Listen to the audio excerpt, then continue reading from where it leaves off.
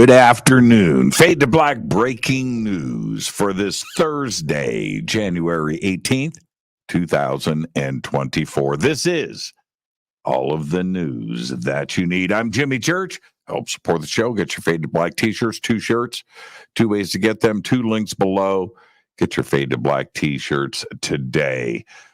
Busy news day today, and also tonight on Fade to Black, we welcome back Dr. Jonathan Young. He has been with Ancient Aliens since season 1, and tonight he's one of the best.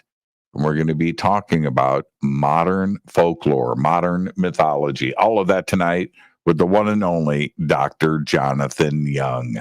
Let's get straight to it. On this day in history, 1912, British explorer Robert Falcon Scott and 4 members of his expedition reached the South Pole, only to discover that Roald Amundsen had already got there a month earlier. Scott and his men all died trying to return to their base camp on this day in 1912. That was a bad day. Here's your Fader fact. You ready? It's a food one. Love. It's food and pizza. It's not what you think either.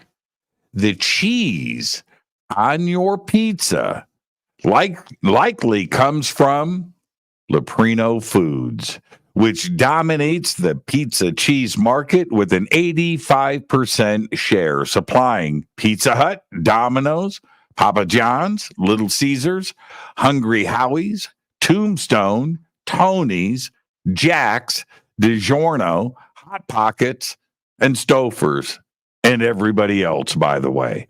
Leprino is the world's largest mozzarella company, and it's made in Roswell, New Mexico. It's alien technology.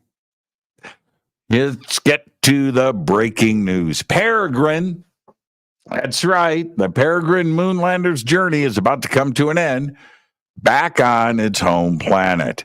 Peregrine will likely slam into Earth's atmosphere over the southern Pacific Ocean today at around 4 p.m. Eastern Time. That's like right now.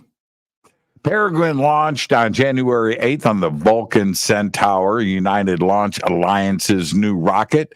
It's carrying 20 payloads for a variety of customers, including NASA, and is also carrying human remains in the form of memorial payloads from 2 companies, Celestis and Elysium Space.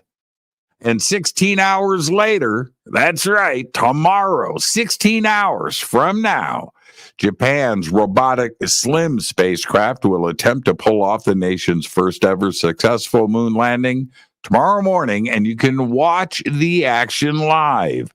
Slim, which is short for Smart Lander for Investigating Moon, is scheduled to begin its touchdown operations tomorrow at 10 a.m. Eastern Time, with a soft landing on the moon occurring 20 minutes later. You can watch it live at space.com. Coverage will begin at 9 a.m. Eastern Time. I've got some breaking Mars news. A new radar survey of the Medusa Fossae Formation region on the Martian equator, right in the center of the planet, has revealed what appears to be giant layered slabs of buried water ice, several kilometers thick. It is the most water ever found around Mars' middle, and there's as much water buried there as can be found in the Earth's Red Sea. If it were brought to the surface and melted, it would cover Mars in a shallow ocean 10 feet deep. Unfortunately, the Medusa Fossae Formation water is off limits. It's buried beneath several hundred meters of Martian dust. Right now, it's beyond our ability to access. Allegedly. The world's first treatment that uses CRISPR. That's right. Snip, snip. Okay, now listen. The world's first treatment that uses CRISPR gene editing technology has been approved. Exocel, also known by its brand name Casgevy, received its first regulatory approval on November 16th, 2023 from the UK Medicines and Healthcare Products Regulatory Agency, otherwise known as the MHRA, to treat two debilitating blood disorders. The U.S. Food and Drug Administration, the FDA, later approved the therapy as a treatment for both disorders. The regulator's historic decision to approve Casgevy may signal the start of a new era of gene therapy. However, questions remain surrounding the treatment's affordability and its long-term safety. The CRISPR system cuts genes out of DNA using an enzyme called Cas9. These molecular scissors are guided to a target DNA by a molecule of RNA. The technology was adapted from a natural defense mechanism that bacteria and other simple organisms use against viruses. Wow. Here we go. And finally, I'll leave you with this.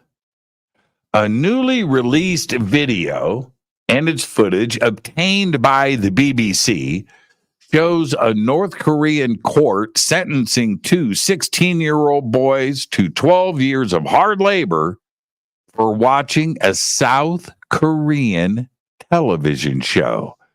It's known as a K-drama, like K-pop. As the country continues cracking down on interaction and reconciliation with its neighbor to the south, the footage was released by the South and North Development Research Institute, and it appears to show two North Korean teenagers being handcuffed in front of a large stadium full of other children. The video has been distributed en masse by the North Korean government as a warning against watching foreign media. The footage is from 2022. It's about 2 years after North Korea adopted a strict reactionary thought and culture law that banned foreign cell phones, South Korean, Japanese, and American entertainment, and even South Korean slang. Yesterday, North Korean leader Kim Fatty Fat called on his country's legislature to rewrite the constitution to define South Korean K-pop as their primary foe and invariable principal enemy, end quote. I think we need to start sending DVDs of Fade to Black to the DMZ. Get those across the border. Seriously, I'm just saying. Right? We got to do what we can. There you go. There's all the Fade to Black breaking news that you need for this Thursday, January 18th, 2024. Fade to Black breaking news is brought to you by Renee Newman. I'm Jimmy Church. I want to remind you tonight on Fade to Black, Dr. Jonathan Young. Dr. Young has been on Ancient Aliens since its first season. I think even its first episode. And tonight he's one of the best. And we are going to be talking about modern folklore, modern mythology, maybe even a little Star Wars thrown in. So I'll see you tonight on Fade to Black. Until then, I've only got one thing to say. Go Backley Tappy.